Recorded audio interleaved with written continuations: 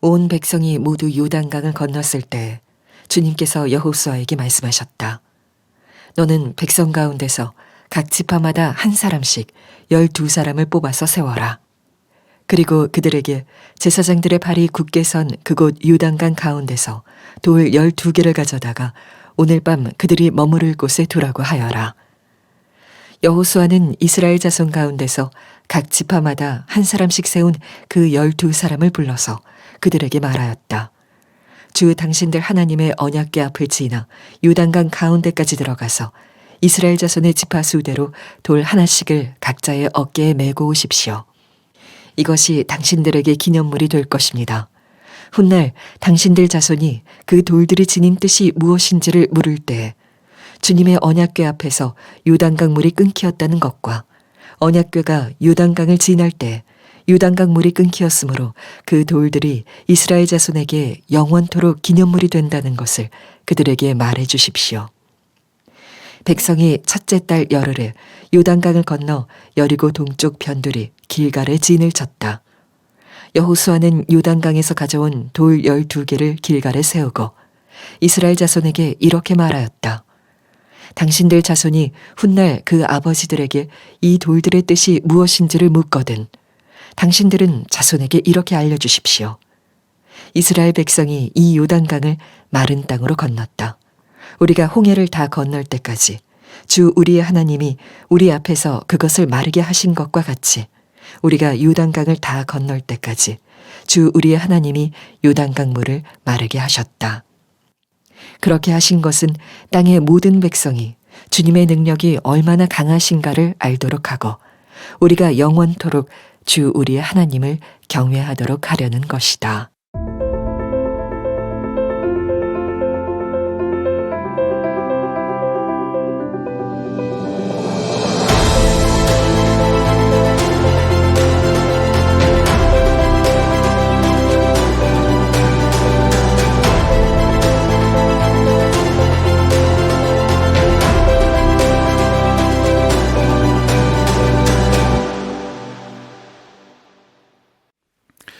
어, 2013년에 출간되어서 지금까지도 베스트셀러인 책이 하나 있는데 One Thing이라는 책입니다.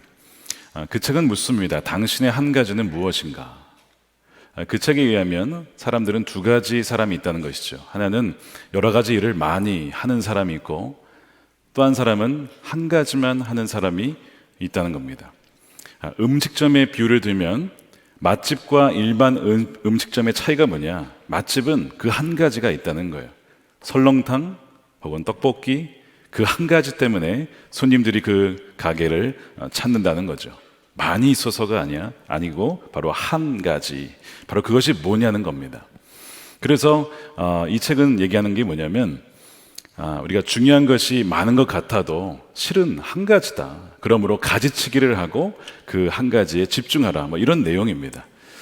그런데 저는 이 책에서 얘기하는 그 당신의 한 가지는 무엇입니까? 라는 이 질문을 바꾸어서 이렇게 엿듣고 싶습니다.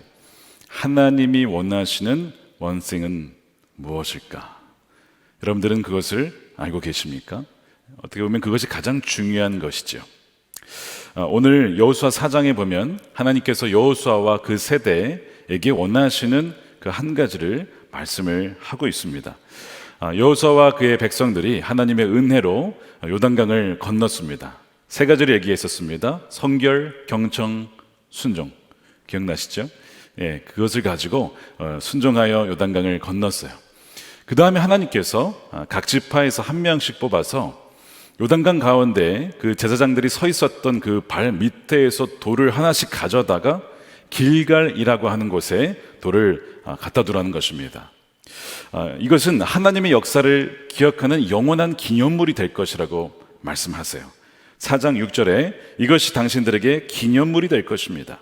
훗날 당신들 자손이 그 돌들이 지닌 뜻이 무엇인지를 물을 때 주님의 언약궤 앞에서 요단강 물이 끊겼다는 것과 언약궤가 요단강을 지날 때 요단강 물이 끊겼으므로 그 돌들이 이스라엘 자손에게 영원토록 기념물이 된다는 것을 그들에게 말해 주십시오. 또 후손들 다음 세대가 이 돌들이 지닌 뜻이 무엇인지를 물을 때에 꼭 가르쳐 주라는 거예요. 하나님께서 이 일을 행하셨다. 그래서 이 후손들을 위한 신앙 교육, 바로 그 재료가 바로 이 길갈의 돌들이 되는 것이죠. 자, 이 돌들이 길갈이라고 하는 곳에 세워집니다. 20절에 보면 여호수아는 요단강에서 가져온 12개를, 돌 12개를 길갈에 세우고, 그래서 이제 이스라엘의 역사에서 이 길갈이라고 하는 곳은 다음 세대를 교육하는 터전이 됩니다. 예를 들어서 열왕기하 2장에 엘리야가 엘리사를 교육한 곳이 어디냐? 길갈입니다. 그리고 엘리사가 선지 학교를 운영합니다. 그 학교가 어디에 있냐면 바로 길갈에 있습니다. 왜 길갈에 있냐? 바로 돌들이 여기 있기 때문에 그래요. 하나님이 요단강을 마르게 하셨던 사건을 상징하는 돌을 보면서 하나님은 살아계시다, 우리와 함께 계시다, 하늘과 땅에 하나님이 있다라고 하는 것을 우리 다음 시대에게 가르칠 수 있기 때문에 그렇습니다. 그래서 여호수아는 이 가나안 정복 전쟁을 할 때에 캠프를 어디에 두느냐? 바로 길갈에 둡니다. 아마도 이 요단강의 사건을 계속 기억하기 위해 그런 것이 아닐까 싶습니다. 그런데 오늘 본문 마지막 부분에 보면 하나님께서 왜 요단강 물을 마르게 하셨는가에 대한 좀 더 명확한 이유를 말씀을 하고 계세요. 23절에 이렇게 되어 있습니다. 주 우리 하나님이 요단강 물을 마르게 하셨다. 그렇게 하신 것은 땅의 모든 백성이 주님의 능력이 얼마나 강하신가를 알도록 하고 우리가 영원토록 주 우리의 하나님을 경외하도록 합니다. 두 가지 목적이 있었는데, 하나는 믿지 않는 사람들에게 하나님의 위대하심과 강하심을 알게 하려고, 즉 선교적인 목적으로 그렇게 하신 것이고, 두 번째는 무엇이냐면 하나님의 백성들을 제자 훈련시키기 위한 목적이었어요. 그것은 주 하나님을 영원토록 항상 경외하게 하려고 하나님이 요단강 물을 마르게 하셨다는 것입니다. 여기서 이 우리라고 하는 이 표현은 여호수아 세대와 출애굽 2세대죠. 그리고 그의 자녀들 포함한다는 거죠. 그들이 하나님을 영원토록 경외하는 것이 하나님이 원하시는 one thing, 한 가지라고 하는 것입니다. 왜 자녀 세대에게 이것을 가르쳐야 되느냐? 여러분, 신앙이라는 것이요, 두 세대, 단 한 세대만이라도 여러분 끊어질 수도 있어요. 여러분, 김일성의 외조부가 목사님이었다는 것을 아는 분은 그리 많지 않습니다. 외조부의 가족은 다 하나님을 믿었습니다. 김일성의 아버지 김형일인데요, 김영직이죠. 김영직은 평양에 있었던 그 기독교 대학에 다니는 하나님을 믿는 사람이었어요. 그런데 이 김일성은 자신의 조부모 또 우리 자신의 부모와 다르게 그들이 귀하게 여겼던 성경책을 어떻게 하느냐? 전국 방방 곳곳에서 다 몰수를 하죠. 보위부와 안전부를 통해서 책을 찾아서 불태웁니다. 그러니까 지금 길게는 두 세대, 한 세대 만에 그 신앙이 끊겨버리고 끊길 정도가 아니라 아예 그냥 기독교를 부정하는 세대가 일어나게 된 것입니다. 그래서 하나님께서 다음 세대에게 이것을 가르치라고 그렇게 강조하고 있는 것이죠. 가나안 땅에 들어가는 이들에게 원하시는 것 한 가지는 항상 하나님을 경외하는 것입니다. 근데 사실 이 하나님을 경외하라는 이 메시지는 처음 나온 게 아니에요.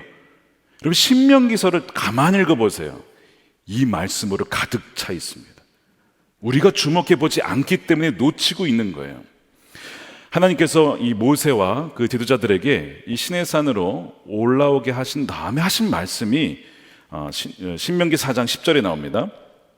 당신들이 호렙산에서 당신들의 하나님 주님 앞에 섰던 날에 주님께서 나에게 말씀하셨습니다. 이 백성을 나에게로 불러 모아라. 내가 그들에게 나의 말을 들려주어서 그들이 이 땅에서 사는 동안에 뭐라고요? 나를 경외하는 것을 배우고 또 이것을 그들의 아들, 딸들에게 가르치게 하려고 한다. 분명히 이렇게 말씀하셨어요. 근데 왜 우리는 이 말씀을 모르는 거죠? 우리는 정말 하나님을 경외하고 그것을 자녀들에게 가르치고 있느냐는 거예요. 신명기 10장 11절에 하나님께서 출애굽 1세대들에게 약속하십니다. 내가 너희들을 가나안 땅으로 데려갈 거야. 근데 내가 원하는 것이 있어. 10장 12절입니다. 이스라엘 자손 여러분, 지금 주 당신들의 하나님이 당신들에게 원하시는 것, 그것이 무엇인지 아십니까? 주 당신들의 하나님을 경외하며. 이게 첫 번째예요.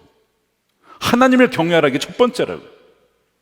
그 다음에 모든 길을 따르고 사랑하고 마음을 다하여 그분을 섬긴다. 경외함이 없이는요, 절대 그분의 말씀에 경청하지 않고 따르지 않습니다. 첫 번째는 하나님을 두려워할 줄 아는 것입니다. 하나님을 경외하는 것을 말씀하고 있어요. 그렇다면 질문은, 하나님은 경외한다는 것, 하나님을 경외한다는 것은 무엇이냐는 것이죠. 하나님을 경외한다는 것은 그분께 대한 경건한 두려움을 가지고 범사의 그를 인정하고 그의 아름다우신과 존귀함을 경이로워하며 그분을 가장 존귀하게 여기고 그분만을 전적으로 의지하는 이 모든 것이 하나님을 경외하는 것입니다. 왜냐하면 그분은 스스로 계신 분이시고 완전하신 분이시고 완벽하신 분이시고 온 우주 만물을 통치하시고 우리의 생사, 화복을 주관하시는 분이 바로 하나님이시기 때문에 그래요. 진정 두려워할 자를 경건함으로 두려워하라는 것이죠. 예수님께서 마태복음 10장 28절에 이런 말씀을 하셨어요. 우리 함께 읽어보겠습니다. 시작. 그리고 몸은 죽일지라도 영혼은 죽이지 못하는 이를 두려워하지 말고 영혼도 몸도 둘 다 지옥에 던져서 멸망시킬 수 있는 분을 두려워하라. 여러분, 하나님을 두려워하고 하나님을 경외하는 자는 사람을 두려워하지 않습니다. 여러분은 무엇을 지금 두려워하십니까? 하나님을 경외하라는 것입니다. 그러면 사람을 두려워하지 않는다는 거예요. 모세가 태어날 때에 히브리 산파들이 어떤 명령을 받았냐면 그 아기들 다 죽이라는 바로 왕의 명령을 받아요. 안 그러면 자기들이 죽을 수도 있어요. 엄청 두려운 상황인데 성경 뭐라고 하냐면 이 히브리 산파들이 모세를 살려냅니다. 왜 살렸냐? 출애굽기 1장 17절에 그 이유를 이렇게 적었어요. 그러나 이 산파들은 하나님을 경외했기 때문에 이집트 왕이 시키는 대로 하지 않고 아들이라도 살려주었다라는 것입니다. 그들은요, 애굽의 이 이집트 바로 왕을 두려워한 것이 아니라 정말 두려워할 자, 바로 하나님을 경외함으로 모세를 살렸다라는 것입니다. 그 하나님을 경외한 이들이 받은 복이 뭔지 아세요? 1장 21절에 나와요. 그 산파들은 하나님을 경외하였으므로 하나님이 그들의 집안을 흥왕하게 하신지라. 하나님께서 그분을 경외하는 자들에게 쌓아두신 은혜, 마련해두신 복이, 선하심이 있다라고 분명히 성경은 말씀을 하고 있어요. 자, 그러면 여러분들은 하나님을 경외하십니까? 내가 정말 하나님을 경외하는지 아닌지를 어떻게 알 수 있을까요? 겉으로 볼 때 하나님을 찬양하고 하나님께 감사하고 이것이 뭐 하나님의 경외하는 표현인데요, 단지 그것만 봐서는 모릅니다. 어려울 때, 고난의 때를 봐야 돼요. 여러분, 시험이라고 왜 하나님 우리를 시험케 하신지 아십니까? 하나님 우리 마음의 중심에 뭐가 있는지 이미 다 아세요. 근데 왜 시험을 주시냐? 우리 안에 무엇이 있는 줄을 우리로 하여금 알게 하시려고 주신 것이 시험이에요. 예를 들어서 여러분, 홍해를 건넌 출애굽 1세대를 한번 생각해 보세요. 홍해의 놀라운 기적을 체험했습니다. 그들이 나온 다음에 하나님을 찬양합니다. 위대하십니다. 놀라우신 분이십니다. 여러분, 경외하는 것 같죠? 이게 며칠 간 줄 아십니까? 3일 갔습니다. 3일. 그들이 목마르게 되어서 도대체 물이 어디 있느냐, 그렇게 감사하고 찬양했던 이들이 3일 만에 원망하고 하나님께 불평을 하더라는 거예요. 그러면 그 안에 경외가 있었습니까? 아니에요. 하나님을 경외한 줄 알았더니, 주여 주여 하는 줄 알았더니 알고 봤더니 나여 나여 하고 있더라는 거예요. 내가 가장 중요하더라는 거예요. 내가 불평하고 내가 싫으면 하나님께 불평할 수 있는 것, 여러분, 경외가 아니라는 것이죠. 출애굽 1세대들의 마음에는 하나님을 경외함이 없었다라는 거예요. 하나님을 경외하지 않았기 때문에 불순종이 나오는 거예요. 불순종의 뿌리에는 경외함이 없기 때문에 그래요. 불순종은 결국 그들을 광야에서 다 죽게 만들었습니다. 여러분, 하나님께서 우리 삶에 기적과 같은 놀란 일을 행하실 때가 분명히 있어요. 그러나 그 기적과 능력이 우리의 삶을 바꾸는 것이 결코 아닙니다. 예수님께서 오병이어 기적을 일으키셨죠. 사람들이 와 하고 예수님을 따라다녔어요. 이분을 따라다니면 뭔가 먹을 것이 떨어지겠구나. 근데 그 이후로는 기적이 안 보이는 거예요. 요한복음 6장 66절 666인데 거기 보면 사람들이 다 떨어져 나가죠. 예수님이 떠납니다. 그러니까 예수님이 제자들에게 너희도 가려느냐? 기적을 봤지만 그 안에 사실은 예수님을 원하고 다른 것이 아니라 엉뚱한 것을 원하는 거예요. 누구를 원하는 거예요? 자신을 원하는 거예요. 내가 좋은 것을 원한 것이죠.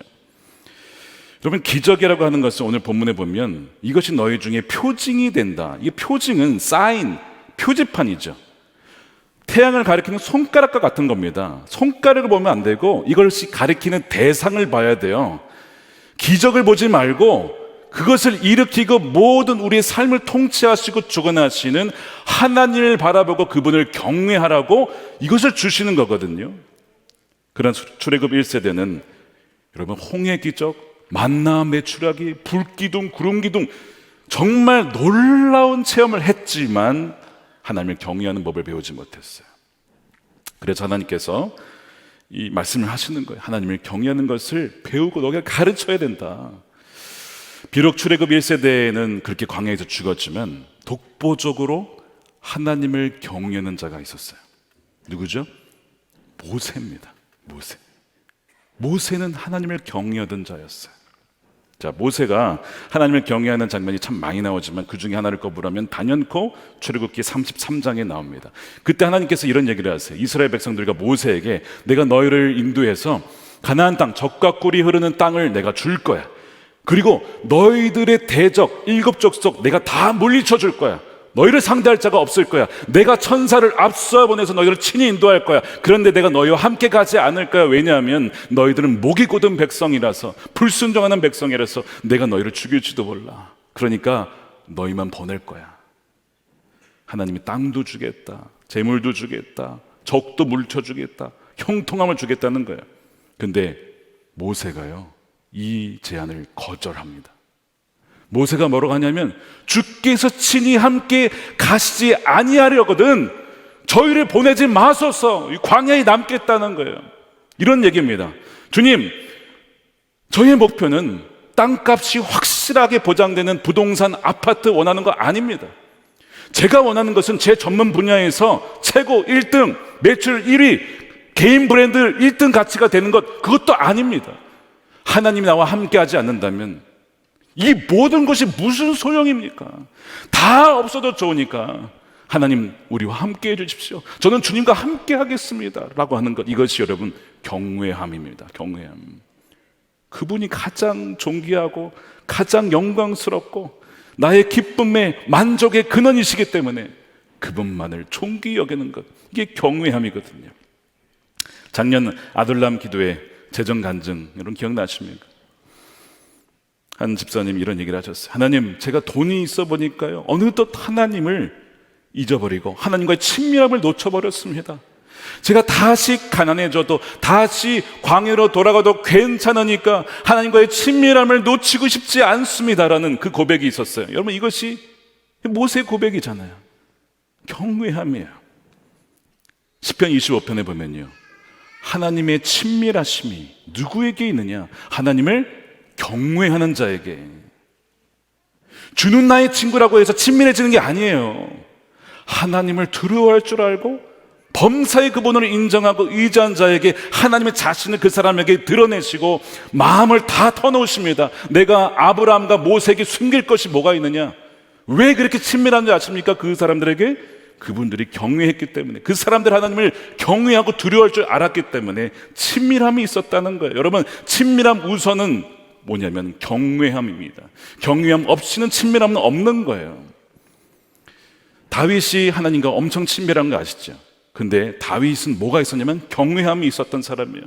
시편 27편 4절에 다윗이 내가 원하는 것 한 가지가 있습니다 라고 고백하죠. 내가 여호와께 바라는 한 가지, 그것을 구합니다. 내가 내 평생에 여호와의 집에 살면서 여호와의 아름다움을 바라보며 그의 성전에서 사모하는 것, 그것이면 충분합니다. 주님이면 충분합니다. 주님이 가장 아름답고 존귀하고 영광스러운 분이십니다. 그것이면 나에게 충분한 것입니다. One thing이라고 하는 거예요. 이것이 다윗이었어요. 그랬더니 하나님이 내 마음이 합한 자다, 내가 그를 통해서 내 모든 뜻을 다 이룰 거야 라고 하시잖아요. 여러분에게는 이 한 가지가 여러분 있으십니까? One thing. 여호사도 하나님을 경외하는 사람이었습니다. 여호수아 3장에 보면 하나님께서 여호수아에게 제사장들을 통해서 언약궤를 메고 가면 요단강 물이 그칠 거야 라고 말씀을 하셨어요. 이 말씀을 듣고 여호수아가 네, 그렇게 하겠습니다. 하나님의 역사를 기대해요. 하나님을 경외하는 자는요, 하나님을 신뢰하여 그분의 역사를 기대하는 자입니다. 여러분 보세요. 아직 요단강 물이 그친 게 아니에요. 근데 그 말씀만 듣고 행한다는 것은 사실 이게 좀 엄청난 위험이 따르는 것입니다. 어떤 위험이냐? 갔는데 아무런 일이 벌어지지 않았어요. 예를 들어서 야, 그러면 어떡하지? 사람들이 나를 뭐를 볼까? 내 리더십과 권위가 다 무너질 텐데, 그거 굉장히 창피한 일인데 어떡하지? 사람을 두려워하고 자신을 생각하면 절대 하나님 그 말씀에 순종할 수 없습니다. 그런데 그렇게 된다 하더라도 주의 말씀이니까 하나님을 경외함으로 순종하는 것이 이 여호수아였어요. 그래서 그렇게 행하잖아요. 그랬더니 어떻게 됩니까? 정말 요단강 강물이 그치게 되는 거예요. 여러분들에게 여러분의 삶과 개인과 가정과 일터에서 하나님을 경외함으로 그 기대하심이 여러분 있으십니까? 아니면 자기의 어떤 그 위신과 명예를 지키려고 두려워하여 머뭇거리고 계십니까? 2006년에 우리 교회 예배 드릴 때, 봉헌 예배 드릴 때가 기억이 나요. 또는 한 이쪽에 앉았었던 것 같은데, 여러분 건축을 한 다음에 빚이 남아있으면 입당 예배고요, 다 갚으면 봉헌 예배가 됩니다. 빚이 200억이 넘었죠. 근데 봉헌 예배라고 했어요. 이 속인 겁니까? 고백이요, 하나님께서 이미 갚아주셨다, 갚으실 것이라는 믿음으로 봉헌 예배라고 드렸어요. 하나님이 함께 하시고 하나님을 경외함으로, 어차피 우리가 할 수 있는 것이 아니야, 하나님이 세우셨으니까 하나님이 이루실 거야 라는 기대, 이것이 뭐예요? 경외하거든요. 경외함. 정말 하나님께서 그렇게 이루셨잖아요. 이 교회 자체가, 여러분들 자체가 길갈의 돌의 증거라고요. 증거. 우리는 따로 돌을 세울 필요가 없어요. 이미 다 세워져 있어요. 이미 고속도로 지나가면서 사람들이 저 교회는 뭡니까? 물어보면 저 교회는 원래 망할 수밖에 없었던 교회인데 하나님께서 정말 기적과 같이 살려주신 교회야 자체가 그냥 길갈의 돌이에요. 성도들의 증거 자체라고. 증거 자체. 하나님을 경외한다는 것은 그분의 역사를 기대하고 내가 창피를 당하는 게 개의치 않아요. 괜찮아요. 말씀이면 순종하는 것입니다. 이 제사장들도 그랬어요. 여호수아 말에, 사실 말이 안 되잖아요. 이게 요단강 물이 넘치고 있는데 거기에 메고 가라는 게 말이 안 되는데 언약궤를 메고 갑니다. 순종의 발걸음을 내딛어요. 그랬더니 정말 그치고 그 다음에 그 가운데에서 메고 있는 것이죠. 여러분, 이 돌, 길갈의 돌을 어디에서 가져오라고 하나님 하셨죠? 제사장들이 요단강 가운데 버티고 있었던 그 바닥에서 그 돌을 가져오라고 그랬어요. 그럼 이 돌의 상징이 뭐냐면, 물론 요단강이 물이 그쳤다는 상징이지만 동시에 우리 편에서는 하나님을 경외하여 순종했던 삶의 증거입니다. 그 돌이. 그것이 돌의 의미예요. 경이로우신 하나님께서 그것을 이루실 거야 라고 해서 순종하여 나아갔던, 그렇게 버텼던 그 땅 발바닥에 바로 있었던 돌이 길갈의 돌이라고요. 그러므로 자녀들이 이 돌들의 의미가 무엇입니까? 라고 물으려면 부모 세대에게 무엇이 있어야 되냐면 하나님을 경외한 삶의 흔적이 있어야 된다는 거예요. 그럴 때에 자녀들이 그 돌의 의미가 무엇입니까? 라고 묻게 된다는 거예요. 부모는 하나님을 경외하지 않는데 자녀들에게는 하나님을 경외하기를 원한다. 이건 말이 안 되는 것이죠. 많은 아이들이 고2, 고3을 지나서 대학에 들어가면 조용한 탈출, silent exodus가 일어난대요. 너무나 안타까운 이야기죠. 왜 대학에 가서 그렇게 신앙을 잃어버릴까? 대학에 가서라기보다 이미 그 전에 무엇인가 일어나는 것이 아닐까라는 생각이 들어요. 예를 들어서 고2, 고3 시험 때가 다가옵니다. 주일날 예배를 드려야 되나 아니면 빠지고 시험 준비를 해야 되나라는 이 기로에서 혹시 부모님들이 갈등한 것을 자녀들이 혹시 보진 않았습니까? 그 사이에서 무엇을 더 중요하게 여기는지를, 무엇을 경외하고 중요시 여기는지를 혹시 자녀들이 보지는 않았냐 이거예요. 야, 이렇게 시험 제대로 준비 안 하고 시험 못 보면, 좋은 대학 못 가면 창피할까 봐, 사람들에게 창피하고 두려울까 봐, 그것이 두려워서 그 신앙을 포기하고 이것을 택한 것. 자녀들이요, 부모님이 무엇을 가장 귀하게 여기는지를 가장 잘 알아요. 말이 아니고 그들의 행동과 삶에서, 아, 우리 부모님이 이걸 가장 중요하게 여겨, 이럴 때 가장 기뻐해, 이럴 때 가장 슬퍼하고 화를 내, 그게 뭔지를 자녀들이 가장 잘 알고 있다고요. 혹시 그 가정 가운데, 아, 우리 부모님은 성적, 좋은 대학, 좋은 직장, 이거를 가장 중요하게 여기는구나, 아이들이 알아차렸기 때문에 혹시 떠난 건 아닐까? 여러분, 우리는 진지하게 우리를 돌아봐야 됩니다.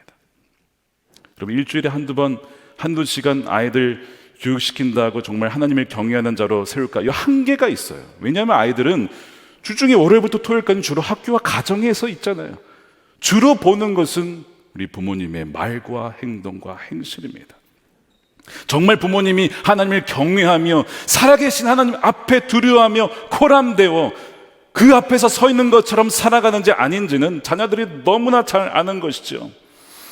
부모님의 삶의 길갈의 돌, 경외함으로 순종의 흔적이 있으면요, 자녀들이 물어요. 아니, 엄마, 아빠, 어떻게 그때 그런 일이 있었어요? 어떻게 그런 결정을 내릴 수가 있었어요? 왜 그런 선택을 내렸나요? 상식적으로는 이해가 안 되는데 왜 주의 말씀을 따르게 되었나요? 그러나 그렇다고 해서 꼭 대단한 역사가 일어나야만 되는 건 결코 아닙니다, 여러분. 중요한 것은 기적이 아니라 경외함으로 순종한 삶이거든요. 물론 그럼으로써 요단강 물이 그치는 그런 기적이 일어날 수도 있습니다. 그런데 반대로 요단강에 휩쓸려 죽을 뻔한 사건이 있을 수도 있어요. 경외함으로 순종하다가 손해를 본 일들도 있을 수 있어요. 중요한 것은요, 결과가 아니고요, 내가 어떤 동기와 마음으로 이것을 주 앞에 행했느냐, 그것을 주님은 보신다는 거예요. 그것이 길갈의 돌이거든요. 예를 들어서 학계 선지자를 보세요. 포로 끝나고, 호로기에 끝나서 이제 돌아온 백성들에게 회개의 말씀을 전합니다. 그랬더니 이들이 막 회개하고 돌이키고 하나님을 사랑하는 자로 바뀌어요, 삶이. 게다가 성전 재건까지 하네. 학계와 같이 성경적인 이 선지자 목회자가 없어요. 하나님을 경외함으로 인하여서 그런 어떤 열매가 있었던 거거든요. 근데 한번 예레미야를 한번 보세요. 예레미야. 여러분, 예레미야는 진짜, 예레미야도 신실하게 하나님을 경외함으로 주신 말씀 그대로 전했어요. 회개하라 전했어요. 그런데 결과는 뭐죠? 사람들을 듣지도 않아요. 미워합니다. 그를 잡아다가 구덩이에 쳐넣습니다. 사람들이 구해주지 않았으면 그는 죽을 뻔했을 거예요. 얼마나 많은 눈물이 있었는지 몰라요. 어떻게 이게 다른 결과가 있었느냐는 거예요. 학계는 성공했고 예레미야는 실패했느냐? 여러분, 이렇게만 볼 수 있겠습니까? 아니죠. 하나님 보시기에 예레미야는 학계 못지않게, 아니면 어쩌면 더 존귀한 삶을 산 거예요. 성경에 학계서가 두껍습니까? 예레미야서가 두껍습니까? 예레미야서가 비교도 할 수 없이 하나님의 예언적인 메시지가 그 안에 담겨 있어요.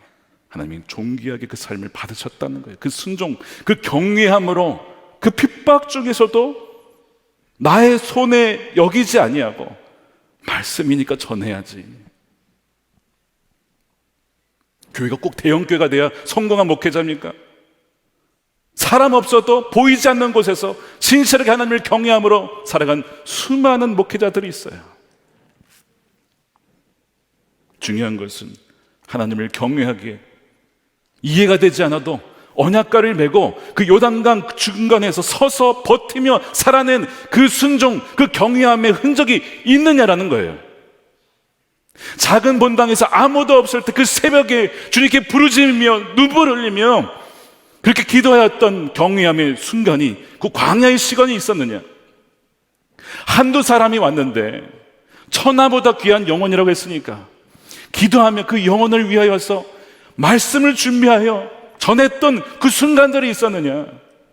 아무도 알아주지 않고 작은 일 같아 보이지만 주님이 내게 맡겨주신 일, 하나님이 친히 나에게 맡겨주신 일 감사합니다라고 해서 경외함으로 순종했던 그 일이 있었느냐라는 거예요.